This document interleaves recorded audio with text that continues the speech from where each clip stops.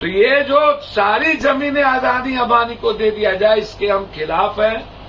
मरने के बाद कब्रिस्तान का अधिकार, बिहार के युवाओं को आप नौकरी दीजिए, खड़े रहेंगे। बिहार को विशेष राज्य, विशेष पैकेज दीजिए, हम आपके साथ करेंगे। अग्निवीर खत्म करिए, खड़े रहेंगे। वक्फ कब्रिस्तान अधिकार यात्रा की शुरुआत 29 तारीख से हम मरने के बाद भी कब्रिस्तान में जाने के लिए सोचना पड़े मुसलमानों को या किसी को, टैक्स अदानी अंबानी को दे और सारी जमीन अदानी अंबानी को दे दिया जाए। बिहार को विशेष राज्य, विशेष पैकेज दीजिए, हम आपके साथ खड़े रहेंगे। बिहार के युवाओं को आप नौकरी दीजिए, खड़े रहेंगे। अग्निवीर खत्म करिए, खड़े रहेंगे। किसानों के अधिकार की बात करिए, खड़े रहेंगे।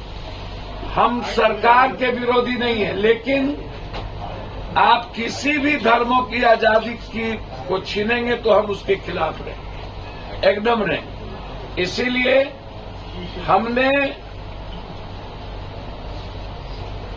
वक्फ कब्रिस्तान अधिकार यात्रा की शुरुआत 29 तारीख से हम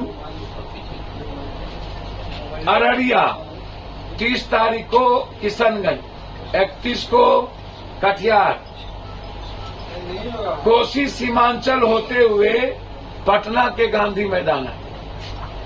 हम वक्फ की कमेटी के सारे मेंबर से हम बात कर रहे हैं। इमारत शरिया से लेकर इस्लामिक जितने इदारा हैं, मिल्ली काउंसिल से लेकर के सबके इदारे के जो चीफ है उनसे मेरी बातचीत हुई है। हमने अन्य धर्मों के लोगों से भी बातचीत की है। यदि इस तरह यह काला कानून लाते गए और कभी हर धर्मों की आजादी पर और लोगों के जीने की आजादी पर ये हमला करते रहे, अब मरने के बाद भी कब्रिस्तान में जाने के लिए सोचना पड़े मुसलमानों को या किसी को, टैक्स अदानी अंबानी को दे और सारी जमीन अदानी अंबानी को दे दिया जाए।